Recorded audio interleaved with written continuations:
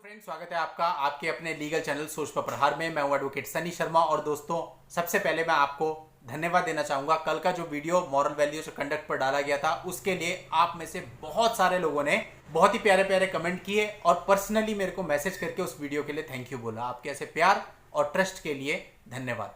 बाकी दोस्तों, थोड़ा बहुत तो होता ही है, मतलब कुछ लोग तो ऐसे होते ही हैं जो कि पॉजिटिव में से भी नेगेटिव ढूंढना जानते हैं बहुत अच्छे तरीके से। वो ढूंढते रहेंगे, उनको छोड़ते हैं। अभी हम बात करते हैं आज के लीगल टॉपिक की। आज का लीगल टॉपिक है सेक्शन 377 पर। दोस्तों, इससे संबंधित एक वीडियो मैंने काफी पहले भी बनाया था, जिसे आप लोगों ने बहुत पसंद किया था। यदि आपने अभी तक उस वीडियो को नहीं देखा है तो इस वीडियो के एंड में, एंड स्क्रीन पर आपको वीडियो मिल जाएगा, आप उस वीडियो को भी देख सकते हैं। दोस्तों, आज के समय पे एफआईआर में बाकी के सेक्शंस के साथ 377 आईपीसी भी जुड़ा होता है और इस सेक्शन को देखकर अधिकतर पुरुष घबरा जाते हैं कि हमारी एफआईआर में ये सेक्शन है और ये बड़ा सेक्शन होता है, इससे हमारी नौकरी को खतरा हो जाएगा, हमारे करियर को खतरा हो जाएगा और हम जेल भी जा सकते हैं, तो वो घबराने लगते हैं। सेक्शन 377 आईपीसी अप्राकृतिक संबंधों के बारे में बताता है। यहां पर आपकी पत्नी आपका आरोप लगाती है कि आपने उसके साथ अप्राकृतिक संबंध बनाए जबरन। दोस्तों देखिए, आप पति और पत्नी के बीच में जो कुछ भी होता है वो आपका निजी मसला है। अब एक पति और पत्नी के बीच में बहुत सारी चीजें होती हैं।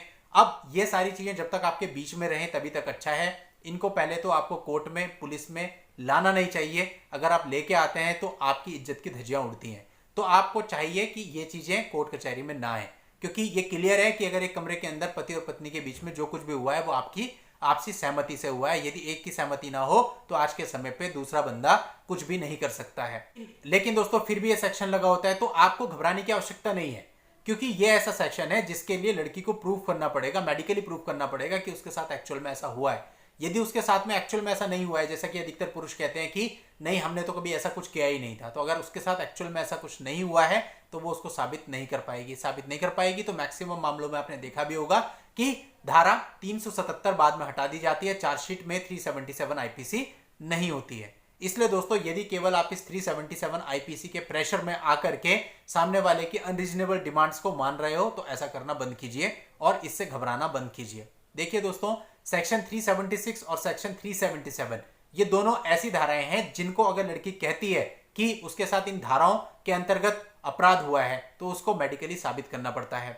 मेडिकली साबित हो नहीं सकता अगर उसके साथ ऐसा नहीं हुआ है। तो इसलिए आपको ज्यादा परेशान होने की इस धारा से जरूरत नहीं है। अगर आपकी चार्जशीट में ये धारा लगी हुई भी है तो आप इसको हटाने के लिए अपने आईओ को बोलिए कि ऐसा कुछ नहीं हुआ था। अगर आईओ आपकी बात नहीं मानता है तो आप आईओ को बोलिए कि लड़की का मेडिकल कराया जाए, ऐसा कुछ भी पाया नहीं जाएगा। फिर भी आईओ आपकी बात नहीं मानता है या आपका आईओ किसी प्रकार की जांच सही तरीके से नहीं करता है तो आप आईओ के खिलाफ भी ऊपर जा सकते हैं कि आप अपने आईओ के निरीक्षण से, जांच से संतुष्ट नहीं है और आपकी जांच किसी और आईओ को सौंपी जाए जो कि निष्पक्ष जांच उसकी कर सके, और अपना आप आईओ चेंज करा सकते हैं। क्योंकि दोस्तों, ऐसा बहुत सारे मामलों में होता है जहां पर आईओ किसी प्रकार की कोई जांच नहीं करता, जहां पर आईओ आपकी किसी प्रकार की बात नहीं सुनता। एक तरह से जो आईओ होता है वो इन्फ्लुएंस में होता है। तो ऐसे में आपको बहुत मुश्किल हो जाती है, आपके साथ अन्याय हो जाता है। तो अपने साथ होने वाले अन्याय को रोकने के लिए आप आईओ को चेंज करने और री इन्वेस्टिगेशन करने के लिए हायर ऑफिशियल के पास एक एप्लीकेशन मूव कर सकते हैं, गुहार लगा सकते हैं। बाकी दोस्तों, अगर किसी प्रकार से आईओ ने भी आपकी बात नहीं सुनी और मान लो उसने 377 आगे कोर्ट में फाइल कर भी दिया, तो चार्ज फ्रेम होने से पहले आप कोर्ट के सामने ये बात रख सकते हैं। कोर्ट तो आपकी बात सुनेगी ही। आप बता सकते हैं कि ऐसा कभी भी नहीं हुआ है, लड़की के पास ऐसा कोई प्रूफ नहीं है, कोई मेडिकली ग्राउंड नहीं है, अननेसेसरी आपके ऊपर सेक्शन 377 लगाया जा रहा है।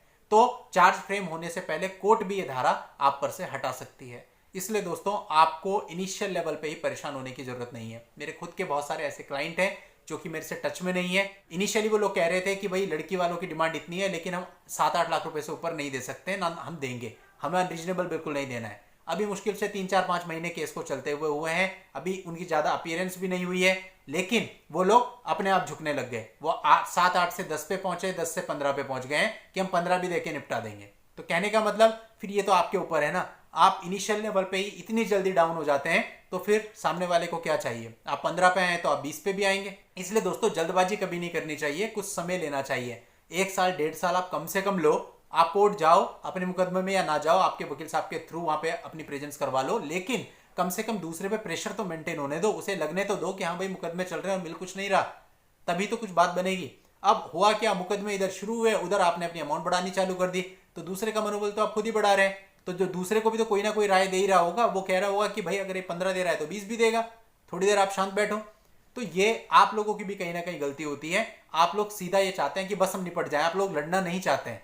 तो फिर जब आप खुद ही लड़ना नहीं चाहेंगे तो कोई किसी के लिए क्या कर लेगा। देखिए दोस्तों, एडवोकेट का काम क्या है, अपना काम करना। आप जैसा कहोगे वो उसके अनुसार काम करेगा। आप बोलोगे लड़ना है वो लड़ेगा, आप बोलोगे म्यूचुअल डाइवोर्स फाइल करना है वो म्यूचुअल फाइल कर देगा। तो आपको सोचना है कि आपको इस तरह से पैसे देके सेटलमेंट करना है या फिर थोड़ी सी लड़ाई लड़के एक्चुअल में उनको रीजनेबल अमाउंट पर डाउन करना है। आपके ऊपर जो भी इस प्रकार की धाराएं लगती हैं, चाहे वो 377 हो, 452 हो, या जो भी ऐसी धाराएं लगती हैं 313 हो और गलत लगती हैं, वो इसीलिए लगती हैं ताकि आप प्रेशर में आए और प्रेशर में आकर के आप उनकी बात को माने। तो आप वही कर रहे हो जो वो चाह रहे थे। तो फिर लड़ाई किस बात की भाई। अगर इसी तरह से निपटाना है तो कोर्ट में आओ ही मत, कोर्ट के बाहर ही बाहर आप निपटा लो, जो वो मांग रहे हैं उनको दे दो, बात खत्म करो।